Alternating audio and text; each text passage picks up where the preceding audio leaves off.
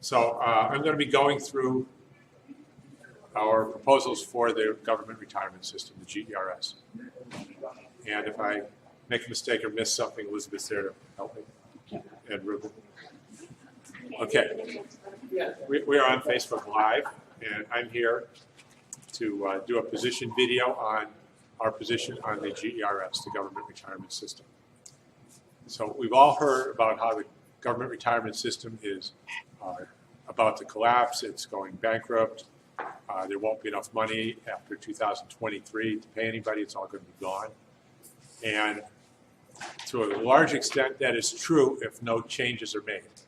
So I'm going to tell you the actual condition of the retirement fund. I'm going to show how the changes do not include contribution increases. There'll be no increases in contributions. Contributions are already too high. You're taking too much money out of your paychecks. People can't live on what they have left, especially at the prices everybody has to pay. And the benefits are not going to be cut. After working for decades at wages and incomes that are half the national average, you finally get a pension, and then they try and take it away from you. That's not why I'm running for office. It's to be able to keep all these things in place. So the first thing I want to point out is that the unfunded liability that they talk about, which the governor last night said was $2.5 billion, is overstated. It's not that high. They made a mistake. All the actuaries, all the experts they hired have made a mistake. And the reason they made a mistake is they come from the states, and the tax structure is different in the states than it is here. We get to keep our own income taxes. Okay. So when the GERS gives you a pension check of $3,000, you might pay $1,000 back in income taxes. So how much money did that actually cost the government? They give you $3,000, you give them one back. It only costs the government $2,000, not $3,000. Okay, the unfunded liability they all calculate assumes it costs the government $3,000 to pay you $3,000 when you're giving one right back. They leave that out. Now, why do they leave it out? Because if you were in Florida or Massachusetts, when that state gives you $3,000, they don't get $1,000 back. That $1,000 goes to Washington. The state never sees it. So $3,000 costs the state of Massachusetts $3,000. But for the Virgin Islands, $3,000 only costs us $2,000. So that means the retirement unfunded liability is maybe $1 billion too high. It's not that high. It's probably closer to $1.5 billion, maybe a little bit more. So now I'm going to translate that. Follow? So now I'm going to translate that into how it looks every year. So for last year, the system took in $140 million, and it paid out $250 million, round numbers. So the system used up $110 million out of the retirement fund, and it dropped from $750 million to $650 or something like that. But that's not all that happened. Yes, they took in 140. Yes, they paid out 250, but when they paid out 250 million, our government got back about $70 million in income taxes. Okay, and so it actually only paid out 180 million because it paid 250 and it got 70 back. And so the difference is only 180 million versus about 70 million. It's a whole lot less than what they calculated, right? So if you look at how long the system's going to last, if it only pays out 70 million instead of 110 million, it lasts almost twice as long. So the day of reckoning is not that far, is much further out. It's not 5 years, it's more like 10 years.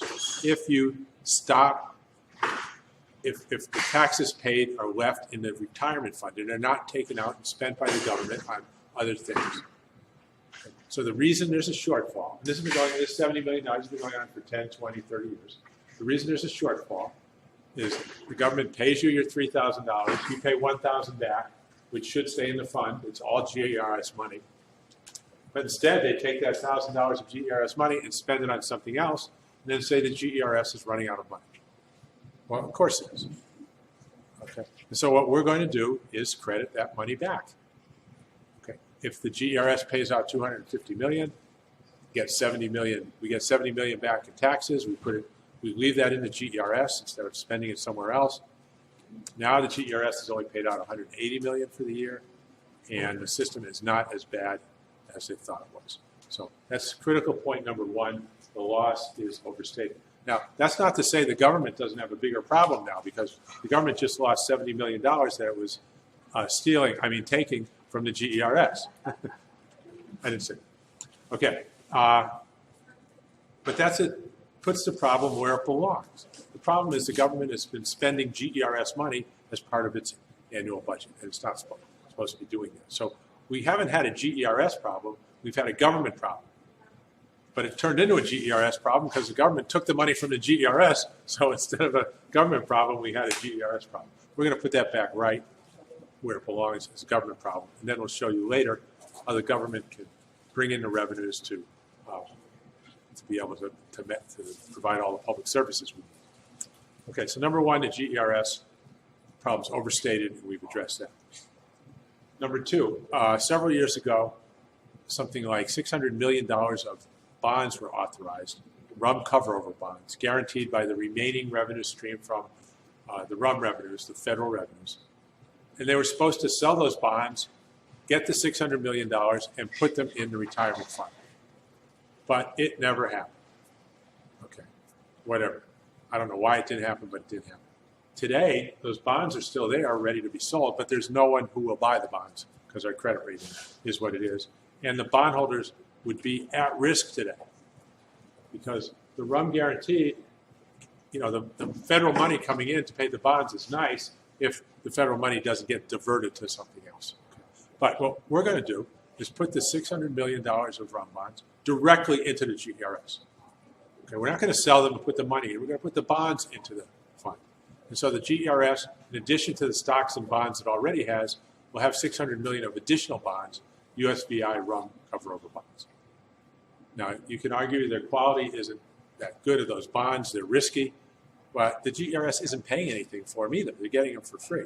All right? So if at the end of the day, instead of paying off $600 million, they only pay off $550 million, well, if you're a bond investor, that's horrible. You just lost $50 million. But if you're the GERS, okay, you got $550 million for free instead of $600 million. That's okay.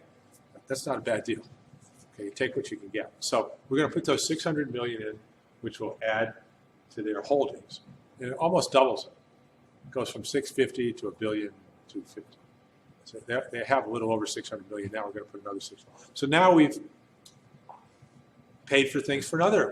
We extended maybe 4 or 5 years before by properly accounting for the money, and now maybe we add another 4 or 5 years. Well, now we're at, we've extended 10 years. So instead of 5, we're good for 15. That's not bad. Okay. Nothing is forever in this world, and no plan is going to be forever. There is no such thing. So it's all about how far you can get out where you're still covered. Okay, but we have one more thing to extend another several years. And that is when I was at the GERS meeting at the hospital, at the cardiac center, there were maybe 400 people there. And I would guess 200 of them were demanding that they wanted their money back. They had been in the system 15 years and had put in $70,000, and they didn't want to take a chance anymore. They just wanted their money back. They didn't care about the retirement funds. And the GERS won't give them their money back. Well, I say give them their money back. And here's why. If they put in $70,000, how much does the government have to put in to match that, to add to that, so that they have enough money to give them the payments for the rest of their life? Double. Okay. If 10% is taken out of your paycheck, the government has to contribute 20. Now, those aren't the exact numbers, but they're pretty close. All right? And so if somebody decides to take their $70,000 out, they just save the government $140,000. And the unfunded liability goes down by $140,000 because the unfunded liability is how much more the government needs to be able to make your payments. Well, now they don't need that to make your payments anymore, so it goes away, right? And if enough people took their $70,000 back, there's actually enough money to pay all that. There's just not enough for the government to put in another $130,000 to make all those payments forever. Okay, and so if anybody wants their money back, let them take it out. I tell them, look, it's not a good deal mathematically. You're going to have more money if you leave it in and get paid. And they'll say, I really don't care. I want to get my money. Fine. But we'll inform them that, the numbers favor leaving it in if the fund doesn't go insolvent, which, look, I can't say they're wrong. Under this government, I'd probably take my money out too. But once you take your money out, it's better for everybody else. Okay, so we have one, the problem's not as bad. Number two, we're going to put the rum bonds in, $600 million. Number three, a lot of people are going to take their money out, which makes it there's a lot more left for everybody else. It makes it much easier for everybody else. So now we're out to, I'm not sure how many years, at least 15, maybe 20 years out. And so where no one has to pay an increased contribution and no one has to take a cut in a benefit. Okay, now there are other issues with the GERS and management and whatnot, which we're going to address. But I want to get to core issues of our proposal and how it works. The fourth thing we can do, which is the smallest but socially equally important, is the GERS can buy the delinquent property taxes that the government is holding. So we've got a problem, particularly in St. John, where families are delinquent on their property taxes. They can't pay them, and they're being forced to sell their homes. They might owe $25,000 and have $1 million home that they're forced to sell because they don't have the $25,000. The GERS can buy that property tax from the government. It will give the government the $25,000 and say, look, those people owe the money to us, not the government. They owe it to the GERS. Well, that happens to be an exceptionally good investment for the GERS. It's even better than the investments they already have. Okay, because number one, the interest accrues at 8%. It's a small number on $25,000, and it's secured because there's $1 million worth of property and they only owe $25,000. And the GERS needs long-term investments, not short-term, because they have long-term obligations to make payments. This 8% can continue 10, 20 years. The longer, the better. They will wait until you sell your house. They couldn't be happier waiting 20 or 30 years. They'll wait for your grandchildren to sell the house or property. It's okay. They need these long-term investments. They're covered by the value of the property. And when the property sells, they get paid. If you want to pay your taxes ahead of time, you can do that. But if you don't, you're not going to be driven off your property, and you will pay them to the GERS when you get paid. And the government will get that money up front. Last I heard, it might be $30 or $40 million the government will get up front, which is critical money today for our government that can't buy school supplies and has teachers without desks and things piled up on the floor because there are no shelves. These are $50 and $100 items. 30, 40 million goes a long way to making all that right. Okay, so 4 things for the GERS proposal. Number 1, it's not as bad as we thought. Number 2, the $600 million of bonds. Number 3, giving people their money back. And number 4, buying delinquent property taxes, which does 2 things at once. Okay, so I'll open it up to questions here if there are any. And I spoke on the radio. Mr. Nibbs had a radio show. He's head of the GERS. And I called in. There was nobody else calling in. And I presented these things. And he goes, one by one. Each one, he goes, yeah, okay, that makes sense. Yeah, we can do that. Look, I'll be going back and recalculating with that. Oh, yeah, okay. And he took them all down, and we'll see what comes back. It was about 3 weeks ago. I haven't heard anything. But he certainly didn't come back. He's gone back to the other proposals that people have put in, the governor, the senators, and said, look, this stuff is garbage. It doesn't work. He didn't do that with this one. He said this one looks good, looks like it'll work. He was going to go back and do the numbers. So, is yes. Mr. Nibbs capable of doing recalculations? I mean, I'm asking. Yeah. I'm asking out of business because Yeah. Well, I'm not sure what his qualifications are. Yeah, I think his job is to have people there who can do that and task them to do it. I don't think he does it himself. He's the head of it. He has younger people. He's an older person like me. He's got younger people doing the actual tabulation. But it's not. They've done it. When I see the documents they produced about unfunded liabilities, they've done it. They just have to change a couple of assumptions. They have to model in that we get the tax money back. Well, that's just one line on the spreadsheet. They should be able to do that. And I'll be able to tell at a glance if they've done it right or not. Look, I just have to say, a little over a year ago, Elizabeth and I were in Toronto. I was making a presentation to the Toronto Teachers Retirement Fund $200 billion under management, massive retirement fund. They're clients of ours, my partner's company in Florida. And so I was doing that, answering questions about the business, about their fund, about how it would work. So I've been doing this for 45 years. I know a little bit about it. The next day we were in Atlanta at FedEx, who has, 30 or 40 billion, I don't even know what it is, in their pension fund. And so I'm familiar with this. I know the language. When they bring out these people who are actuaries and accountants, I deal with these people all the time. I know exactly what they're doing and what they're overlooking and what they're not overlooking. So it's not an unfamiliar area to me. I've got a little bit of expertise in this area, doing it for a long time.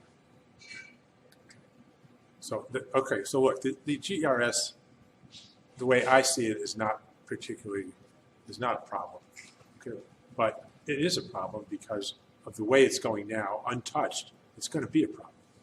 Okay, so very small adjustments like the ones I'm talking about that don't affect your benefits, don't affect your contributions, can make the thing work for a very, very long time. And over that period of time, so many things are going to change. The number of employees, what they get paid, what's happening with the Virgin Islands, all of our other finances. It's always a moving target. So I'm very optimistic that this can be done. The question is, will I get a chance to do it, right? And if I don't, I don't. So do you remember a few years ago, I had another proposal for the GRS. I had this idea that we could start a golf course community, right, on the South Shore. And the revenues from that golf course community could go to the GRS. And there was a little trick to it. We get to keep our own income taxes here. So my idea was we bring down people to become members of this golf course community. It was just 400 people, not a whole lot. And they just sit in the golf course and play mahjong and play golf and don't bother anybody. It's not like they disrupt the community.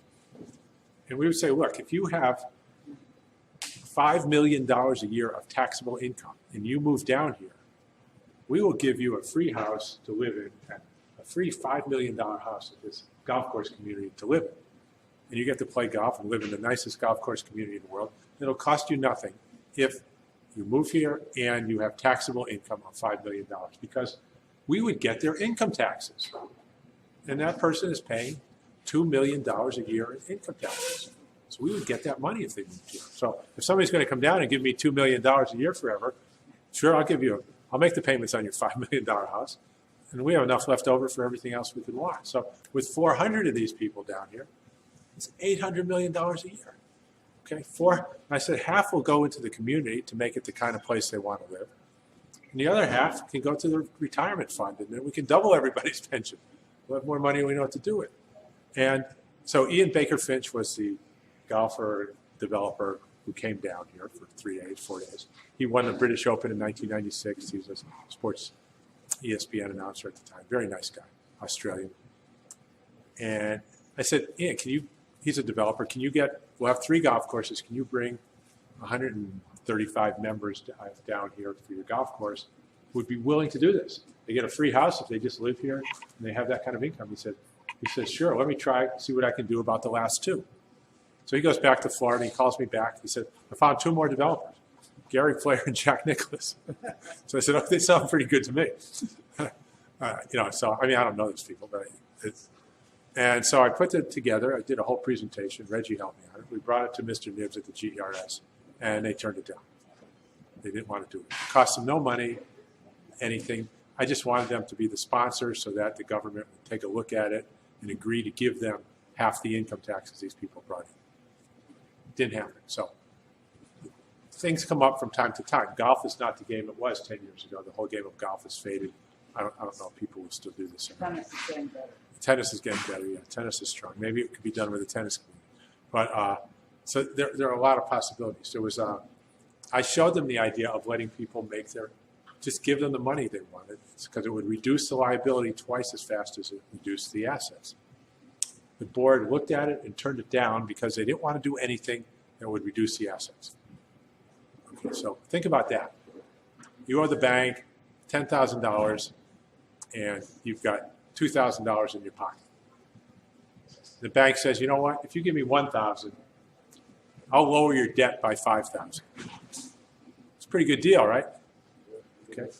So but they say, well, no, I don't want to do that because then instead of 2,000, I'll only have 1,000. Yeah, but your debt will be down. Okay. The whole point of the GERS is the only reason they don't have enough money isn't because $600 million isn't enough. It's because their debt is $3 billion. Okay, if you bring your debt down, you're okay.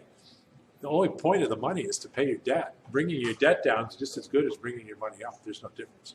Okay, but anyway, they turned that down. And so here we are today, giving it another try to see what happens. Any more questions for anything? We have a prospective senator here. Say hello. James. Good to see you. Thanks for coming out. We'll give you a chance to speak a little bit later if you want. Yeah. Okay, so the next thing I was going to talk about, because we've got this video, is your tax refunds. Last number I heard, the number was $98 million in tax refunds hadn't been given out yet. And then I just heard the governor is going to be, out of the goodness of his heart, is going to be giving out $7 million before the election. Yay. Okay, that leaves $92 million. Right. This is blatantly illegal. There's been a document going around for some class action suit from local taxpayers against the government. Senator Donistork passed a law several years ago that said 10% of all income taxes have to be set aside, so there's enough money every April to give refunds when you're supposed to give them. And they never did it. And the money's been spent on other things, which is possibly criminal. Okay, and Elizabeth wants to move that. Move that. There you go. Okay, which is possibly, it's okay, which is possibly criminal. Okay, and so, and we could lose our taxing authority because technically Washington, the IRS owes everybody that money.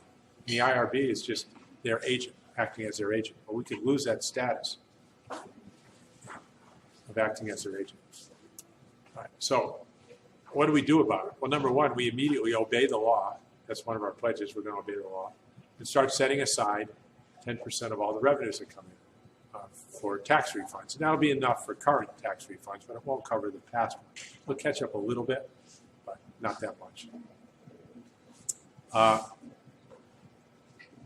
The only way to do that is to bring in revenues through other means. And so how do we bring in revenues? Well, let me explain first what a tax refund actually is. So a tax refund is like your change. You go to the grocery store, you buy $15 worth of groceries. You give them a $20 bill. They owe you $5 change. They say, oh, I'm sorry, I know we're supposed to give you your change, but we've got to go out and paint the side of the building and we need the money for something else, and maybe we'll give you your change in 6 months. It's like, what? You can't do that. It's not their money to do that. Okay? I just bought $15. I gave you $20. Give me my change, please. Thank you. This is not what transaction I've entered into. Okay? Well, that's what the government does. They withhold, your tax bill is $15. They've withheld $20. You've given them $20. They're supposed to give you your $5 change. And they don't give it to you for year after year after year. Okay, this is inexcusable. There is no explanation for this. It's illegal, and there's no justification for this at all. The fact that they have to use your change somewhere else, there is no such thing. If they want to tax you another $5, fine. Go through the legislature, raise everybody's taxes on you, but don't people who pay you more than they're supposed to, and they have change coming. That's not your money to spend. Okay, so again, what do we do about it? We start withholding the 10% as per the Donistork law, and we go to other methods of bringing in revenues, okay, which I'll discuss in a minute because that's a different discussion. But we will do that, and the revenues will be dedicated to getting these paid back absolutely as soon as possible. It's, again, to us, unconscionable that this kind of a debt could be outstanding. Any questions? Okay, so how are we going to bring in revenues? So one thing I discussed last night that nobody talks about is matching funds. And here's how that works. there's a federal grant out there for maybe $100 million to build a road somewhere, or to fix a sewer system, or to repair a hospital. But to get the money, you have to put up $10 million of matching funds. That means you can get 100 million, but you got to put up 10. You have to put up 10 million to get 100. Okay, and we don't have the 10 million. So how can we get the 10 million? Okay, so the way we can get it is, again, recurring theme, we get to keep our own income taxes. When that 100 million gets spent, most of it, maybe 70 million or 80 million, will be paid to people who are doing the work on the hospital. Some of it will be materials, but most of it goes into labor. Okay, and so if 70 million goes into labor, and those people are paying income taxes, we're going to get 15 or 20 million dollars back from that 100 million we spent as income taxes. That's the money we can use to put up the matching funds. Okay, so the project itself will generate the income taxes that will pay for the matching funds. Now, the states can't do this. They don't get the income taxes. If they do it in their state, it goes to Washington. We keep our income taxes. Well, but we need the money first. We can't wait till after it comes in. So how do you do that? You go to a bank. You say, look, I'd like a bank loan, $10 million. And they go, yeah. What do you have for collateral? How are you going to pay it back? Well, we're going to pay it back. As we spend this money, these people are going to be paid, and you'll see that happen. It's all in the contracts. The income taxes will be withheld, and that will be your money to pay it back. And here's the documentation that shows that as the money is spent, you are getting paid back. It can't get spent anywhere else. It's going to taxes, and it goes into this fund to do this, that you will control. You're the banker. You'll control it. We'll open up the account at your bank to do this.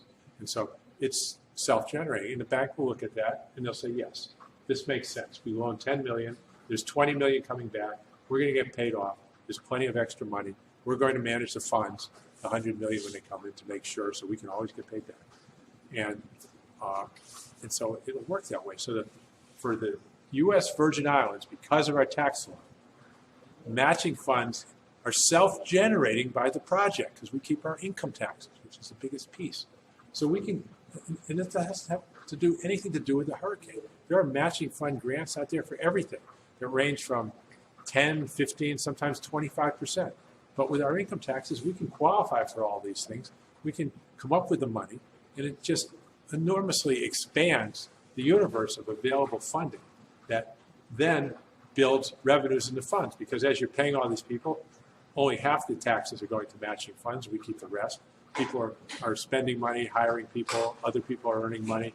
There's all kinds of tax revenue generated naturally in the economy. Grocery receipts taxes, property taxes, all kinds of things, good things happen when you're spending that much money into the economy and it's circulating in the economy. Yes? It seems that everybody on the Virgin Islands understands about rum cover over and how that is generated, Yep. that income and revenue. So this could be a new way to generate revenue. Is that right? This is a new way to generate revenue, yes. And so this is a new way for all the people in the Virgin Islands to start understanding this new form of revenue. Right, because we all understand about look, these ideas, this is one, I've got 4 or 5 more. This will bring in enough revenue where we can eliminate the grocery receipts tax, where we can eliminate property tax. This will replace everything if we do it right. So, now, Candy, you work with charitable donations. You know how that works. Okay. Every major city in the U.S. has American Heart Association, American Cancer Society, all these large charitable institutions. They all have major donors, people with very high incomes.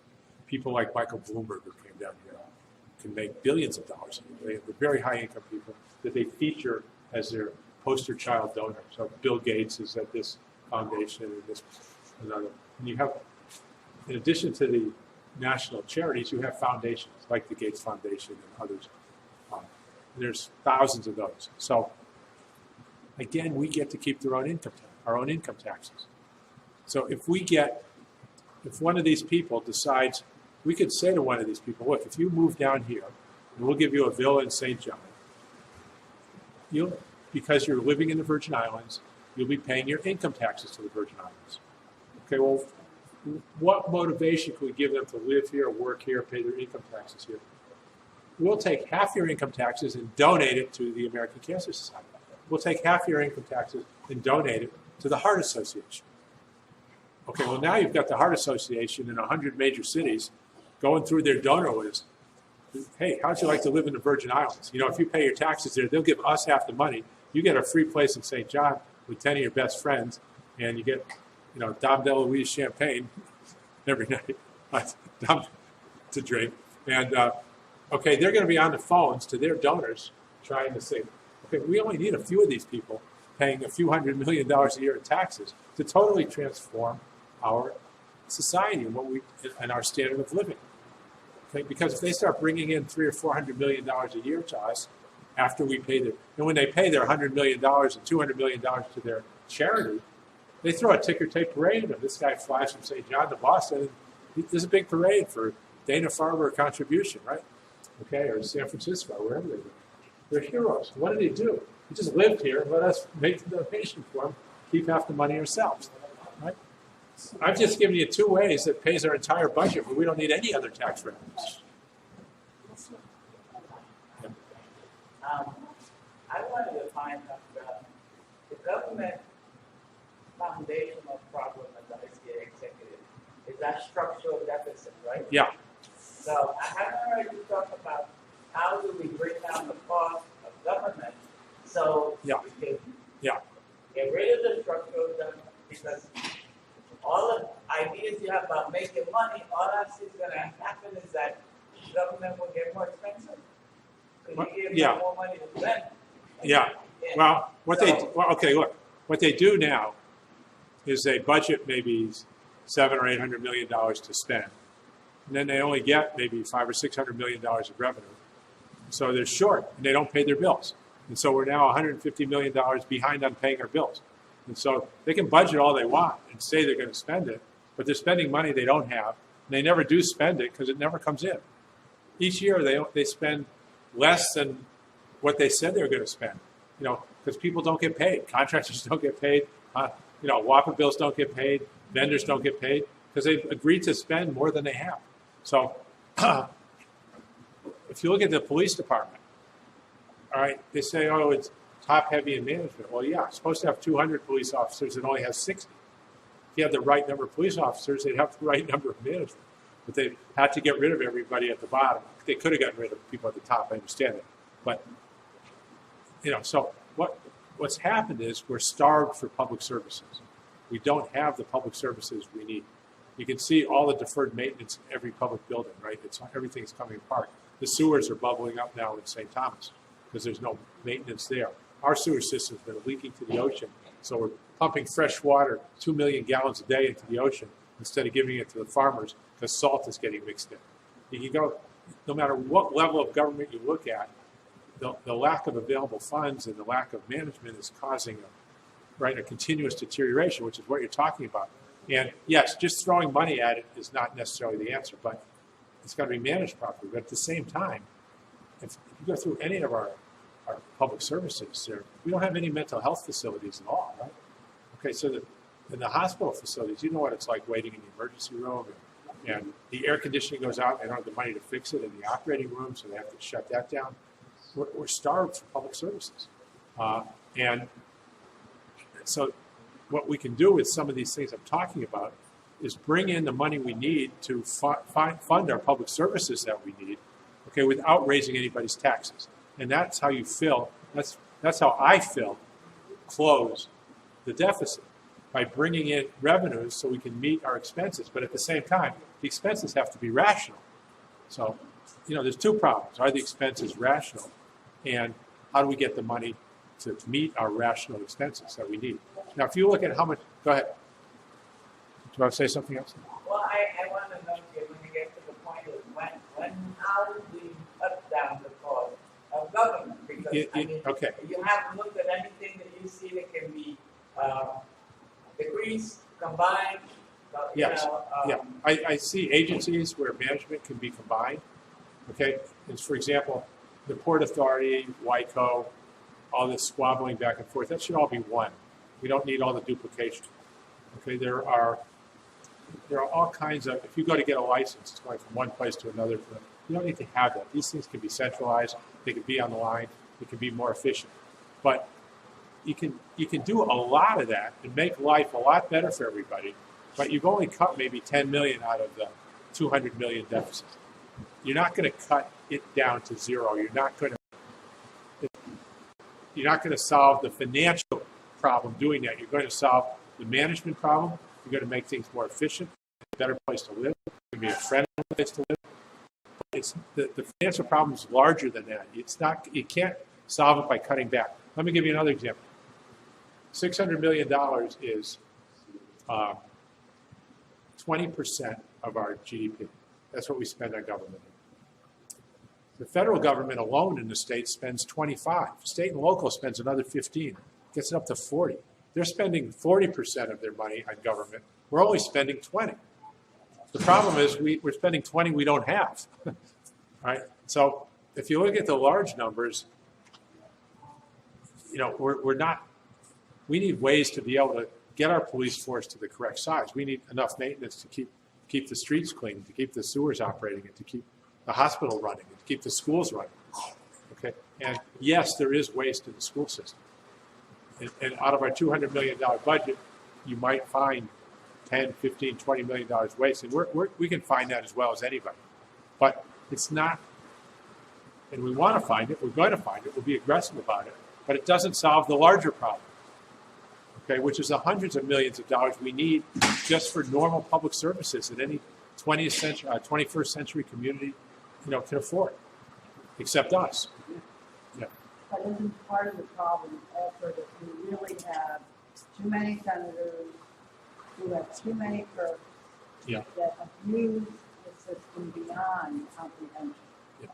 And coming from a state 30 years ago that had less. So let me start with that. Yes, and we're proposing to go from 15 senators down to 7. Okay, but the total legislative budget is 17 million. So maybe it gets cut down to 7 million. And that saves $10 million. That's wonderful. But we've got a $300 million shortfall. It doesn't answer the big problem. But it has to be done, and it's right on the top of our list.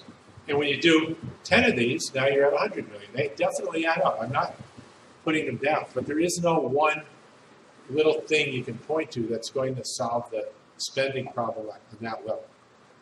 Okay. Yeah, okay. So now we need to go to 7 senators for another reason, and that is we need representation and we need districting. So if you went to the governor's debate last night, it was pretty exciting.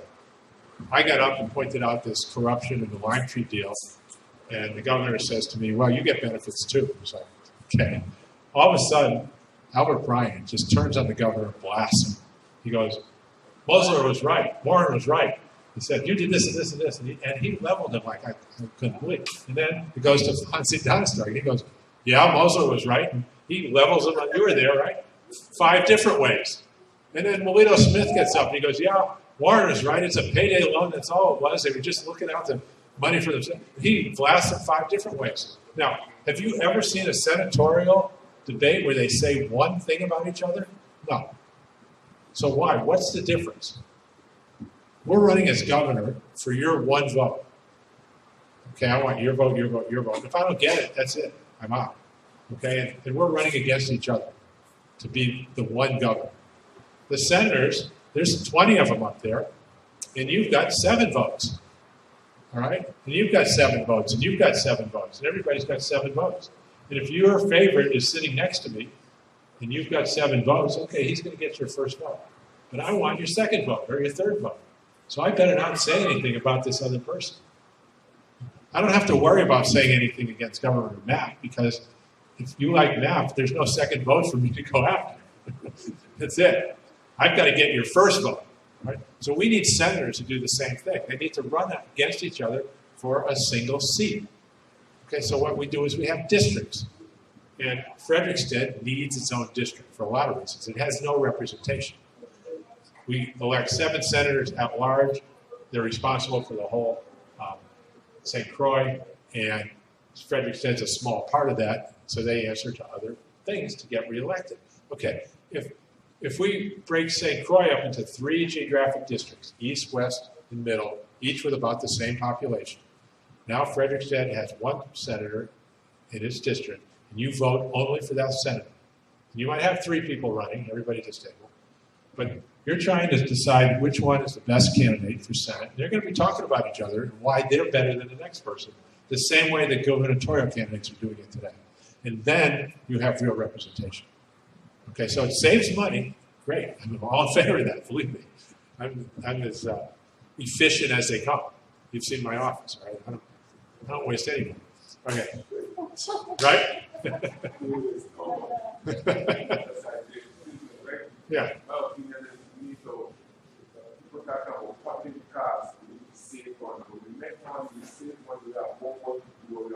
Yeah. So, okay. So anyway, but and St. John needs its own senator. They don't even get to elect it. The other islands vote for their senator. They only get a few votes. Everybody else gets most of the votes. St. John gets its own senator. They elect up or down. We're looking at Keneal Bay. Do we want to rebuild Keneal Bay or not? What do the people of St. John want? Who do you ask? They have no senator. They have no elections. There's no way. You get these little environmental groups fighting with each other, and the businesses against the environmentalists, against this, against that. They each tell you a different story about what's going on. They need a senator where they can have representation and have a voice, okay, to be involved. All right, and so St. Thomas will have the same thing, 3 districts, east, west, and center. They'll be more pie-shaped in St. Thomas because of the population distribution, but in St. Croix, they'll be pretty much vertical lines. We don't want to chop up neighborhoods or anything like that. Okay, so yes, now that these redistricting that just went through, it's going to be on the ballot, or it's going to be a law dependent. I signed it because it's better than what we have, but it's only 5% of the way to where we need to be. So just because that gets in, that doesn't solve any of the problems. It just makes it a baby step better. Okay, and so we need to get to this full district. Back to your question about spending. Did you have some particular areas you think we can do? Well, you just said something else that just going to be sideways because it's something you have already organic access to the composition of the legislature. Yeah, well, look, the Congress has changed the Organic Act at least 3 times, maybe 4. And there's 2 ways to get this done. One is to go through Interior to get Congress to change the Organic Act so that, to make our legislature the way I'm talking about. The other way is they gave the Senate the approval to do it in a vote. And that, I think, they had a non-binding referendum in 2000 to go to 9 senators that passed. The senators just have to come up with a plan, and Congress has already said that they would accept it. You don't think so? Okay, well, I'd like to be, if you want to inform me on that. I'm just asking you to write it out. Yes. Because the Organic Act decrees that we must have a Republican form of government. No, I read And it. what you just explained is your idea that it's not a Republican form of government. Why is it not a Republican form of government? Because you're not having the checks and balances of the upper and the lower representation. Okay, but it just requires that you have executive, legislative, and judicial. We have that. I'm not changing anything we have. We're just changing we're just changing the arrangements within the legislature. We're not changing anything else about it. It still has the same powers it had before. We're not changing any of its powers, how it votes, how it meets. It's all the same. It's a minor change. It's just a change in it. You're not speaking about the first legislative body, because when you want to tell me that you were mixing or free, I'm talking about the composition and the structure of the legislature. Right. You keep on talking about the judicial, the executive, and the legislature. What about the composition of the legislature by itself? Congress told us we can restructure it. No, Congress told us that we could report. What the Senate did in 1966 was they cheated because Congress also said that St. John was always on the rec. Right. And they cheated by putting that one at large and said St. John has the rep. Everybody or anybody wants to tell me that St. John have a rep and be a large senator, then something wrong with somebody there. Well, look, the Organic Act is an act of Congress. They can change it. Okay, then. Congress. They've changed it 3 times. They change it all the time. Really? We can't change it without a constitutional convention process, but they can change it. You don't think Congress can change its own act? Congress changes its Yeah, laws. they can, but it's a matter of how are you going to get Congress to change that? Okay, This-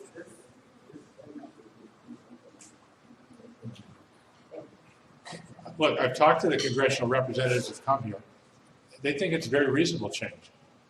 I've talked to the Department of Interior. They think it's reasonable change. They don't think it's at all unreasonable to get them. They say they're looking forward to changing things for the better. They don't like the way things are done here. If they have a way to change it for the better there that doesn't cost them any money, they're all in favor of it. One more. Yeah, I have a couple of questions about what you said about GDRS. Yeah. We got the retirees, income taxes, stay in GDRS. Yes. Is that something the government could do on their own? No, it's going to. I believe it's going to require the legislature. Okay. And we certainly want to work with the legislature. We're not here to force things on the legislature. Do you think they're going to willingly give up that $7 million? Yeah, that's a good question. That would take a while. Okay, but once it's clear what's going on, and that it is GERS money, nobody's made them aware of that. And once they have replacement funding, that's 2 or 3 times that. That's a very good question. We made them aware of it. We asked about keeping income tax. When the St. Paul government retirement asked them that, and they kind of laughed, they need the money. Okay, well, look, the difference is you're going to have the governor advocating for you. Right now, he's against it. Another thing is some retirees are overcharged taxes also. Then GRS would have to be giving refunds, just like the government does. Oh, you're talking about they're over withheld, but there's still a net payment, and it's that net payment I'm talking about. I'm not talking about they get back the full withholding necessarily. It would be the net payment. So you're right. It's net after refunds. The other thing I wanted to ask, you said the employees who want to pull out their money. Yeah. If 1,000 employees want to pull out their money, that would be like a run out of bank, and Yes. it would cause a sudden collapse. Whereas the benefits are long term. Yeah. The harm done would be immediate. So Right. how do you deal with that? Okay, so it would be a run on the assets. The assets might go from 600 million to 300 million. It's not a collapse. It just means there are fewer assets. But the liabilities would drop by $1 billion. So if you have half as many assets, but your liabilities are down by 2/3, you're better off. It's not collapse. That's the opposite. You've gotten stronger How could you survive that sudden drop in? because your obligations drop twice as fast. If your income falls, but your payments fall faster, Obligations, yeah, but the immediate obligations stay the same. that's right. But the immediate obligation net is about $50 million a year. It's not the 110 or 70 million. It's not the 110 they think it is. It's smaller than they think it is. It's been overstated when you're keeping your taxes, then your immediate obligation isn't as large. And even with $300 or $400 million, you still have enough for 6 years. But your long-term obligation will catch up with you, and it's coming down quickly. It's dropped. Look, what happens when the GERS runs out is the general fund has to make the payments. The obligation to pay the retirees doesn't go away. So the question is, if you run out of money and the obligations are only 500 million instead of 2 billion, that means the government's only obligated for 500 million instead of 2 billion. We need to get the obligations down faster than the assets. It's a race. You've got to get the obligations to 0 before the assets are at 0.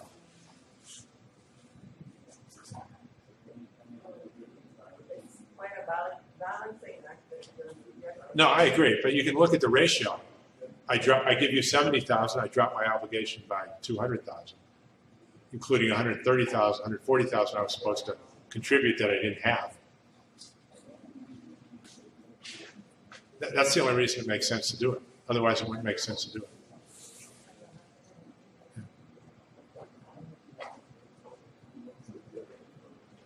So, are you with it? Are you with the GRs? Yeah. Oh, okay. Did you have any other questions? I'm sure I have a lot more questions on that. Yeah. It would take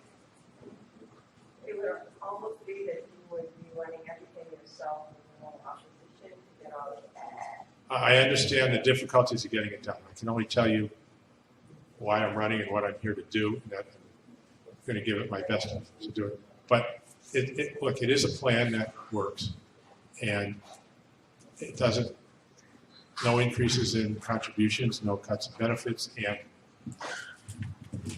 yes, people can be difficult and not go along with it, and not do it, but they want to solve the problem too. And if they see something that solves the problem, that's good for their political careers. So we have to assume everybody's working for a common purpose, even though I know it may not turn out that way. I like to say I'm not new here, and I fully recognize the enormity of what I'm talking about, and the enormity of this job on all levels, not just the GERS. It's daunting. It's very, very, very troubled situation at every level. There isn't one area of government that you can go into that's any easier than the next. Everyone has had long-term neglect. There's no question about it. I don't think that you say, oh, the hospital system situation is not easy. In the schools. Yeah, the education. They can say what they want about everything we're doing. Number one, what are we, last in the country or something? Number 27 in the world. Who's that, the United States? No, but the United States, yeah, we are probably below Mississippi at this point. Yeah, we're right towards the bottom. It's not at the bottom. Yeah.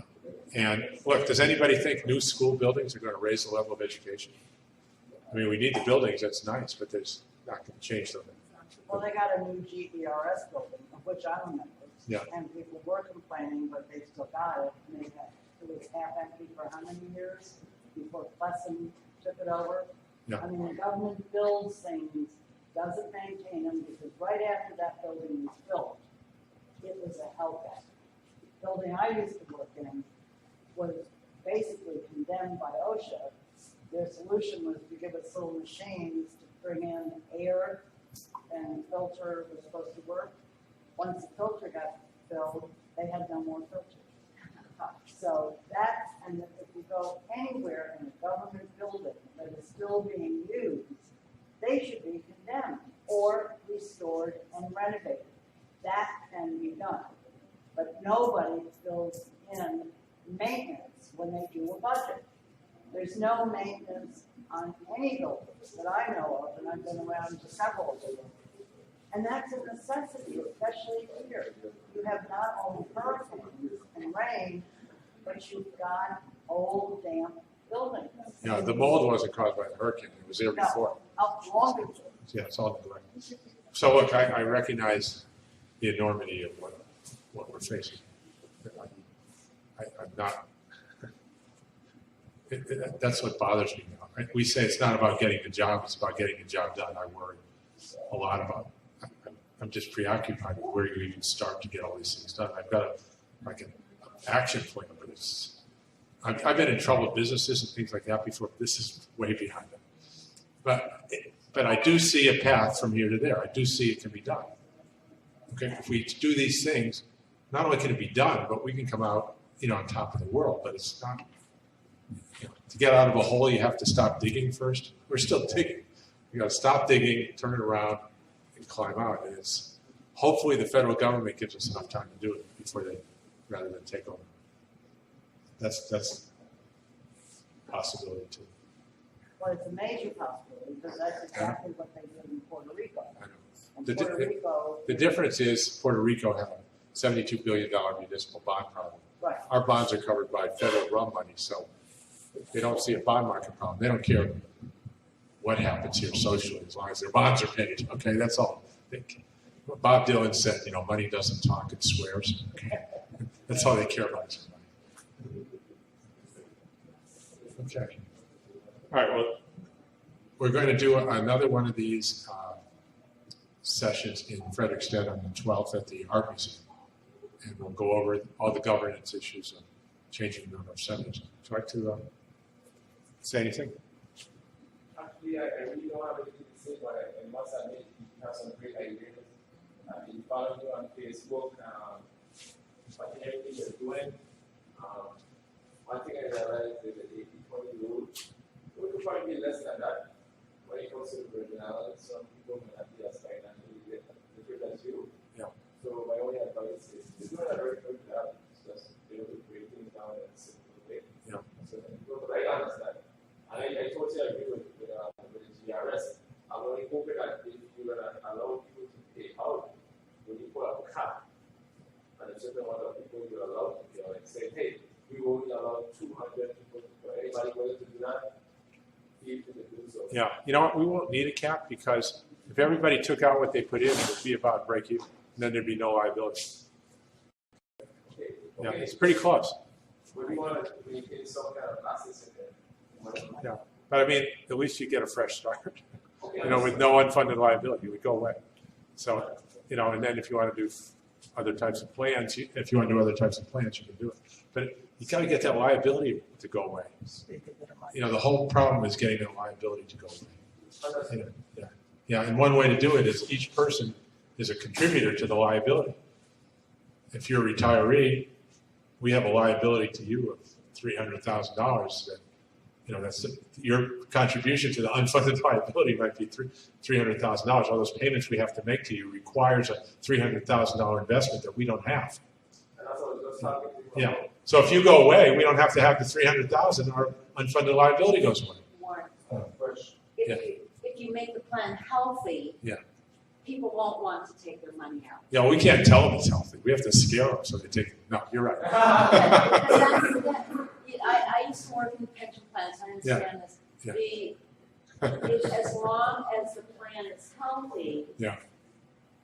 And that's where the revenue coming in is important, Yeah. because it's important at every level of. But what the government does now is it scares them and then it won't give them their money back. It's the worst possible thing to do. Everybody understands that the GERS is in trouble, but the thing Can't is, have the money. too bad that you can't have your money back.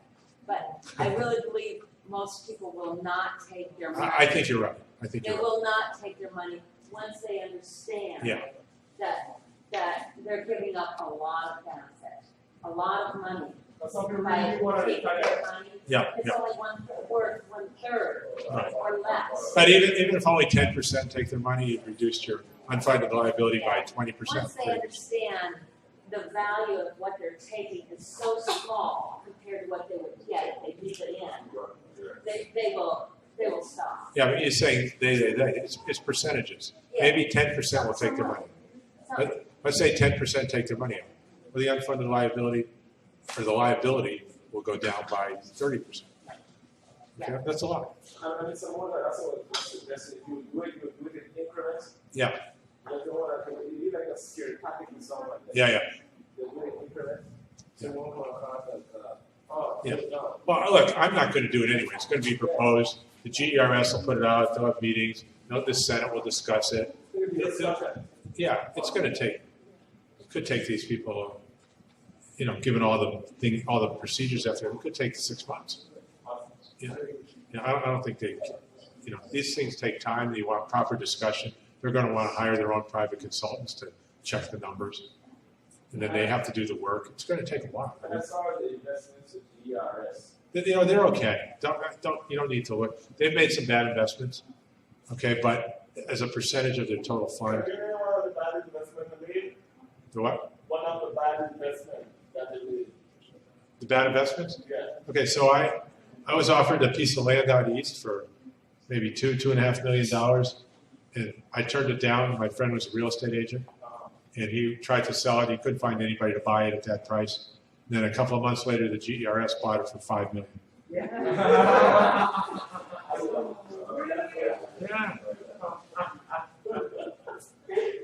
Wow. Okay, now Carambola. Okay, but look, when they've got a couple of $1 billion in investments, whether they made or lose $3 million, it's bad. Maybe somebody should go to jail.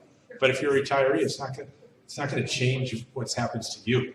Okay, and yes, it has to be prosecuted. The Attorney General has to go after it, and certain people have to be let go and everything else. I agree. Otherwise, the whole system breaks down. So I'm not talking about letting any wrongdoers go, but At the same time, it's not going to solve the problem. The carambola, they probably lost 20 million in carambola. It's not going to solve the problem if that hadn't, say, oh, if it wasn't for carambola, if it wasn't for the land out east, they'd be okay. No. They'd be in just as big a trouble as they are now, with or without these very bad, behaviors. Very bad. I mean, it doesn't get much worse than that.